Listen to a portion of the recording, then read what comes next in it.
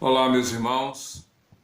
É sempre oportuna a ocasião em que nós nos reunimos para ler a palavra do Senhor. Me recordo que, até citei em outras ocasiões, o que Paulo escreveu ao jovem pastor Timóteo na sua segunda carta, dirigida a ele. Ele disse: prega a palavra a tempo e fora de tempo. Quando eu li a primeira vez essa frase, eu me perguntei o que significa isso, a tempo e fora de tempo. Uma das traduções, ou uma das maneiras de entender esse texto é: pregue a palavra, seja oportuno ou não. E numa terceira leitura, talvez poderia ser dito: pregue a palavra quando tiver oportunidade. E quando for necessário, crie oportunidades. Eu creio que através dessa experiência tão difícil, tão dolorosa, tão emblemática e tão complexa e também com tantos efeitos que já estão sendo percebidos até pelos estudiosos do comportamento humano, os psicólogos, psicanalistas, psiquiatras, os da saúde mental, já estão percebendo os efeitos danosos da quarentena, porque o distanciamento é uma realidade, mas os efeitos, as consequências desse distanciamento, desse isolamento, combinado com a interrupção das atividades, na expectativa de retorno a elas, ou de uma, digamos assim, de um cancelamento, né? Não é só uma interrupção temporária, mas tem pessoas que estão desempregadas, sem perspectivas do que fazer durante a quarentena e mais ainda após. Então há uma série de situações, mas a palavra de Deus é tão maravilhosa que ela responde aos anseios do coração humano em quaisquer circunstâncias. Ou seja, para cada situação da vida, Deus tem algo a falar. É por isso que a Bíblia é reconhecidamente a palavra de Deus. Embora ela tenha aí por volta de uma média de 2000 anos entre o primeiro e o último livro da Bíblia, comparado com o nosso tempo, o primeiro há 1500 anos antes do último livro, e estamos a 2000 anos depois do último livro, ou seja, 3500 anos, então a média de 2500 anos em que a Bíblia foi escrita. E apesar de todo esse tempo, com mais de 40 escritores em média, a Bíblia é a palavra de Deus, porque há uma mente, se percebe uma mentalidade única, exclusiva, que foi direcionando cada escritor, que alguns deles nem se conheciam, não foram contemporâneos. Por exemplo, Moisés não foi contemporâneo de Paulo, e nem Paulo foi contemporâneo de Daniel. Mas se percebe como também João não viveu na época dos escritores, por exemplo, Abacuque, Sofonias, mas a gente percebe que há uma linguagem única. É como se várias pessoas contassem a mesma história com ângulos e percepções diferentes, mas narram a mesma história.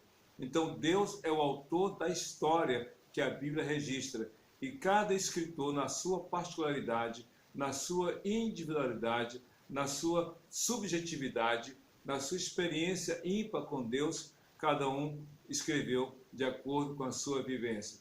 Por isso que a Bíblia é a palavra de Deus. E como nós estamos lendo os salmos, neles meditando, quero aqui então, hoje o nosso alvo, o nosso objetivo é refletir sobre o Salmo 39.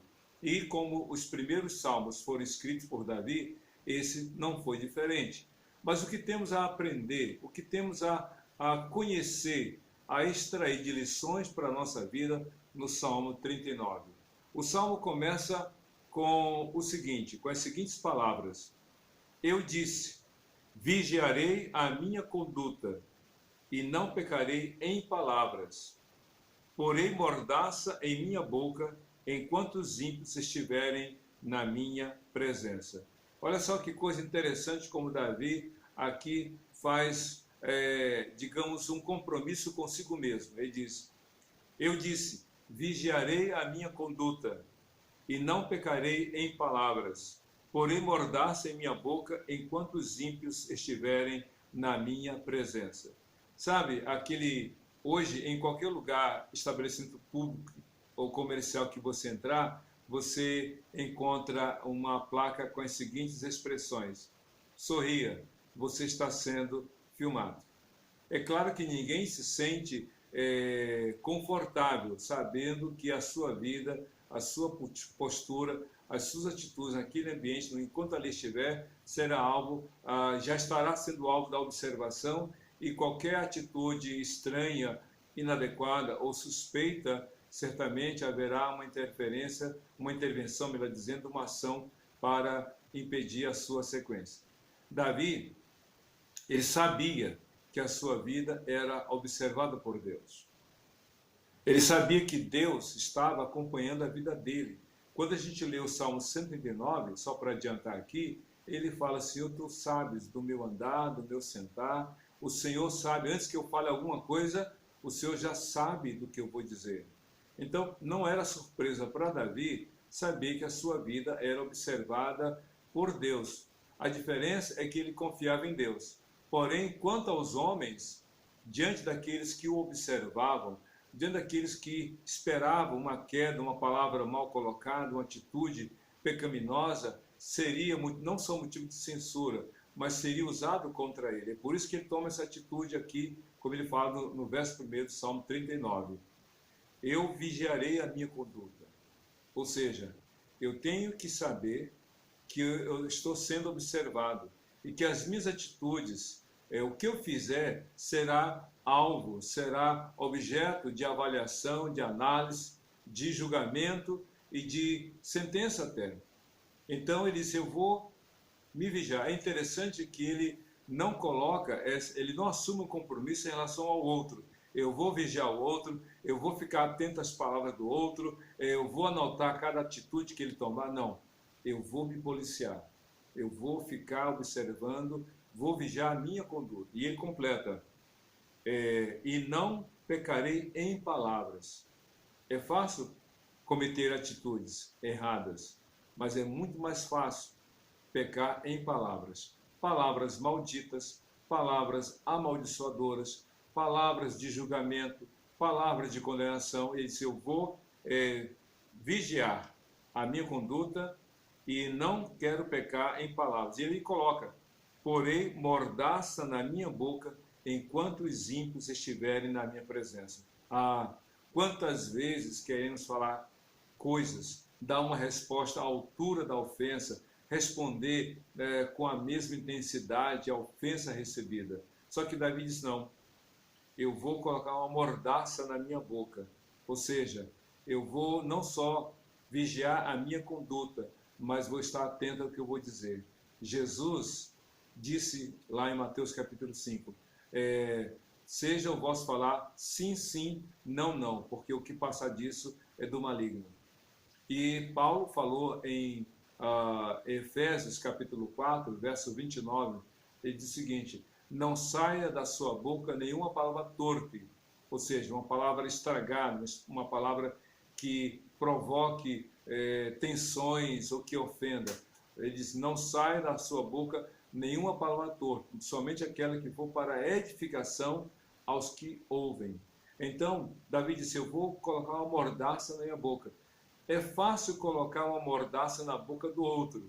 Se você ler Tiago capítulo 3, o escritor, que não era apóstolo, mas irmão de Jesus, disse: é fácil dominar os outros, em outras palavras ele falando, mas é difícil dominar a sua própria língua. Dominar o outro é fácil, dominar a si mesmo é mais difícil. Então, Davi disse: eu vou colocar uma mordaça. Sabe por quê?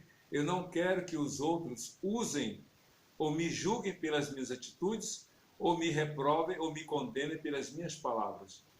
Porque Tiago também no capítulo 3, como já falei, disse: olha, pela sua boca, pelas suas palavras, você será julgado.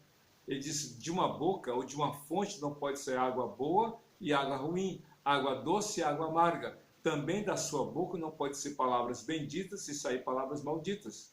É questão de caráter, é questão de atitude. E então Davi completa ou segue o Salmo 39, falando outras coisas que devemos avaliar. Ele fala aqui no versículo 2: enquanto me calei, resignado, e me contive inutilmente, minha angústia aumentou. meu coração ardia no peito, e enquanto eu meditava, o fogo aumentava. Então comecei a dizer. Em outras palavras, Davi faz uma avaliação. Vou repetir o verso 2. Enquanto me calei resignado e me contive inutilmente, minha angústia aumentou. Como é que é isso? Ele se resignou, ele abdicou do seu direito de dar resposta, ele abriu mão de querer viver do jeito dele, tipo assim, não quero nem saber o que os outros vão pensar, vou fazer acontecer. Não, ele se colocou limite, ele pôs uma mordaça em sua boca, ele foi comedido nos termos, ele foi ético em sua conduta, porém ele chegou a uma avaliação ou uma conclusão parcial, mas equivocada. Ele disse, foi inútil. Foi inútil eu ter me calado, foi inútil eu ter me vigiado, foi inútil eu ter uma postura correta, porque eu fiz tudo certo. Enquanto me calei resignado e me contive inutilmente, minha alma, a minha angústia aumentou. E às vezes, olha só, você quer fazer o certo e sofre. E aqueles que fazem o errado vão bem. Percebeu isso? Não tem gente assim que não está nem um pouco preocupado com o que vai acontecer, com as consequências de seus atos. O amanhã não interessa, o que importa é viver hoje e ter prazer hoje. A expressão hedonismo, que foi uma prática no passado, voltou hoje com a mesma intensidade, talvez até mais. O que é hedonismo? É o prazer pelo prazer. Fazer as coisas simplesmente porque deseja. É o prazer, é o imediatismo, é curtir, é viver loucamente, atendendo às vontades do seu coração, sem pensar nas consequências. E há pessoas que estão vivendo assim hoje. Elas estão despreocupadas com respeito ao futuro. Enquanto que Davi, no seu contexto, ele fala, eu me vigiei, pus uma mordaça na minha boca, mas parece que foi um esforço inútil, porque a minha angústia aumentou. E de fato, quando você faz a coisa certa e não tem o resultado esperado, se você estava sofrendo por ter escolhido fazer o certo e o resultado bom não aparece, você fica mais angustiado. É natural. Você está sofrendo, você vê pessoas indo para o caminho errado, e você mesmo sofrendo diz, não, eu vou continuar no caminho certo. Só que as pessoas que estão no caminho errado vão se dando bem, entre aspas, e você angustiado. E aí você assim, para que eu sofri tanto? Para que eu fui tão rigoroso comigo mesmo? Então Davi diz desse sofrimento. Só que, graças a Deus, o salmo não termina nesse verso 2, porque diz aqui no verso 3, enquanto me calei resignado e me contive, ou melhor, verso 3, meu coração ardia no peito, e enquanto eu meditava, o fogo aumentava. Então comecei a dizer, mostra-me, Senhor, o fim da minha vida e o número dos meus dias, para que eu saiba quão frágil sou. Em outras palavras, Davi estava pedindo a Deus que ele tivesse em seu coração a certeza, a convicção de que a sua vida era limitada. Talvez, meu querido, o coronavírus, o novo coronavírus, tenha servido de instrumento, sim, para falar quão frágeis somos. As enfermidades, de algum modo, trazem à tona uma realidade que tentamos negar, que somos limitados, que somos dependentes, que somos frágeis. Então Davi, apesar de tudo aquilo que ele sofreu, ele pede a Deus, Deus, mostra para mim o quanto eu sou frágil. Mostra para mim o número dos meus dias, falando sobre longevidade. Senhor, mostra para mim quão frágil sou. Eu vou dizer uma coisa para você, meu querido, minha querida. Não, eu espero que você não tenha a experiência de algumas pessoas na Bíblia que tiveram conhecimento incontestável do tempo de vida restante. Moisés ouviu de Deus, escolha um sucessor porque você vai morrer. Elias ouviu de Deus, escolha um sucessor porque vou te chamar para a glória. A Bíblia fala que o rei Ezequias ouviu de Deus, através do profeta Isaías, te darei mais 15 anos. Os dois prisioneiros que estavam com José, um copeiro mó e o outro padeiro mó, o copeiro mau ouviu de José: daqui a 3 dias você vai voltar ao seu emprego como copeiro mau do rei, do faraó, e você vai ser exaltado. Mas quanto ao padeiro, ele diz: daqui a 3 dias você vai morrer. Você já pensou como é difícil? Imagine alguém que tem um tempo definido de vida. Davi não estava pedindo realmente que Deus determinasse quando ele ia morrer. O que Davi queria era ter consciência de que a sua vida era breve e limitada e que ele precisava ajustar a sua vida com Deus. É diferente. Aqui no verso 5, ele diz assim: deste aos meus dias o cumprimento de um palmo. A duração da minha vida é nada diante de ti. De fato, o homem não passa de um sopro. Sim, cada um vai e volta como a sombra. Em vão se agita amontoando riqueza, sem saber quem ficará com ela. Então Davi faz aqui uma declaração sobre a fragilidade e a limitação da vida. E ele diz assim: a minha vida comparada com a tua vida, ó Deus, é nada. Ele usa aqui uma expressão muito forte, é como um sopro que passa. Você já viu realmente uma bolha de sabão? Uma bolha de sabão, para ser preparada ou para ela surgir, é preciso que haja algumas condições favoráveis. Você pega água com sabão líquido, você mistura, coloca num copo ou numa outra vasilha, pega um canudo e aí mergulha aquele canudo naquela mistura do sabão com a água, e aí você assopra e aquela bolha de sabão aparece. E aí você dá um balanço, aquela bolha começa então a se mover em direção ou de acordo com o vento. Agora, se você pudesse fazer um teste, fazer uma bolha de sabão e marcar no cronômetro, veja quanto tempo vai durar a bolha de sabão. Pois é, a nossa vida comparada com a eternidade é como uma bolha de sabão. É bela, é bonita, é encantadora no sentido de beleza,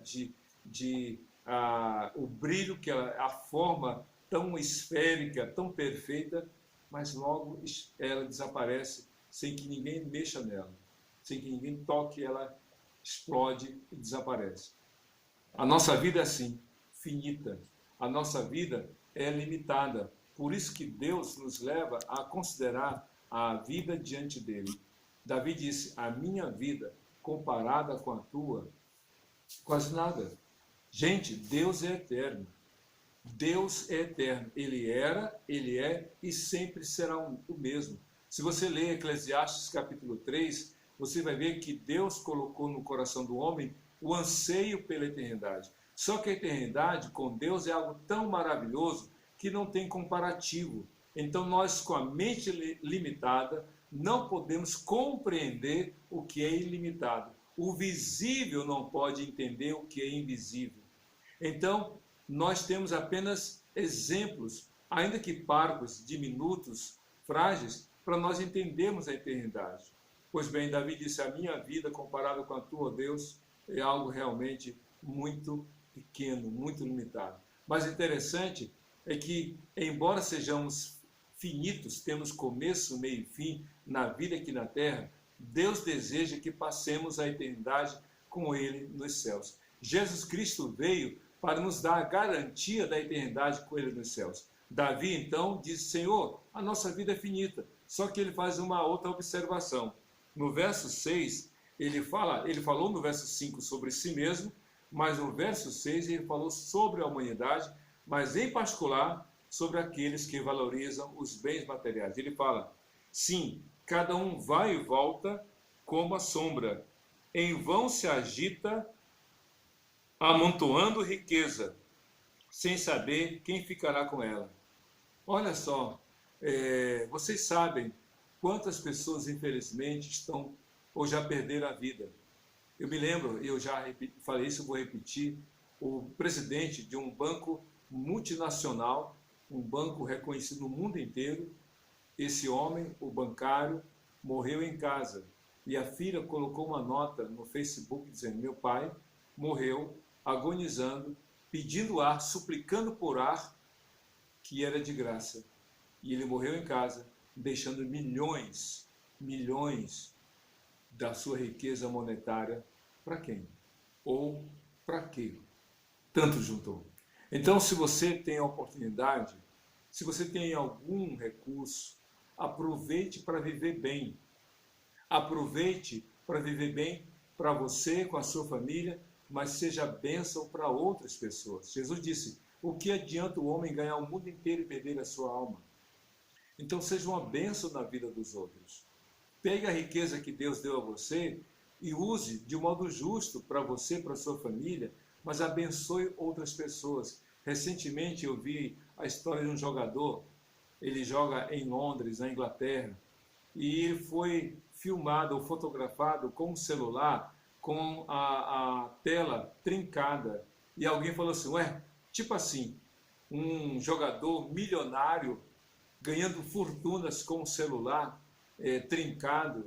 E aí a resposta que ele deu, não me recordo literalmente o que ele falou, mas mais ou menos assim: eu nasci num país pobre, sou de uma família pobre, o que adianta eu ter 10 Ferraris, nada contra quem tenha, mas ele falou: o que adianta eu ter 10 Ferraris, uma mansão com milhões, valendo milhões, se eu posso abençoar outras pessoas? É uma coisa maravilhosa. O que adianta o homem ganhar o mundo inteiro e perder a sua alma? Eu fico imaginando quantas pessoas poderiam ser abençoadas se aqueles que têm tanto pudesse realmente distribuir um pouco para os outros. Isso é saudável.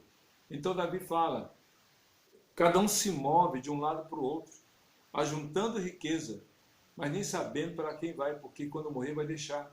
Então seja bênção, decida o que fazer com a riqueza que Deus deu a você, mas de modo correto para abençoar outras pessoas. Então Davi continua no Salmo 39 dizendo o seguinte: mas agora, Senhor, que hei de esperar? Minha esperança está em ti.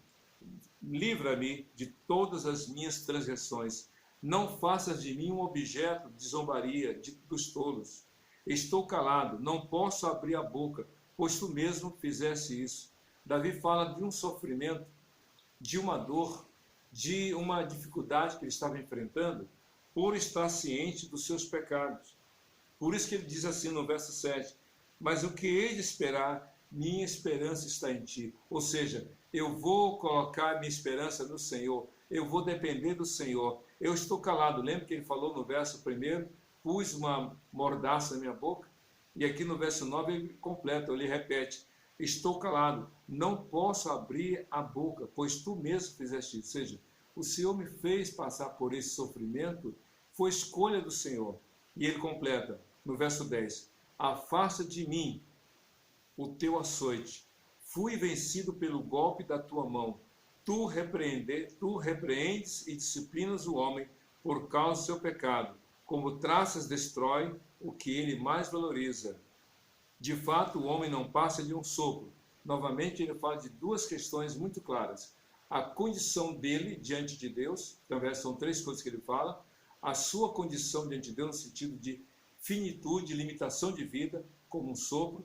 Ele fala dos seus pecados que geraram consequências, ele aponta o sofrimento, seja físico, emocional, espiritual, ele diz: Senhor, eu estou sofrendo como consequência do meu pecado. É fácil atribuir a outros o seu sofrimento. Fulano é culpado de ter sofrido. Fulano aprontou para mim. Fulano fez isso. Fulano falou que outro. A gente fica terceirizando a responsabilidade. Davi não. Ele diz: Senhor, eu estou sofrendo porque eu pequei. O Senhor está permitindo que eu sofra porque de fato eu errei. Isso que é humildade. Isso que é com um coração quebrantado. E aí então no verso 11 ele diz assim: tu repreendes e disciplinas o homem por causa do seu pecado.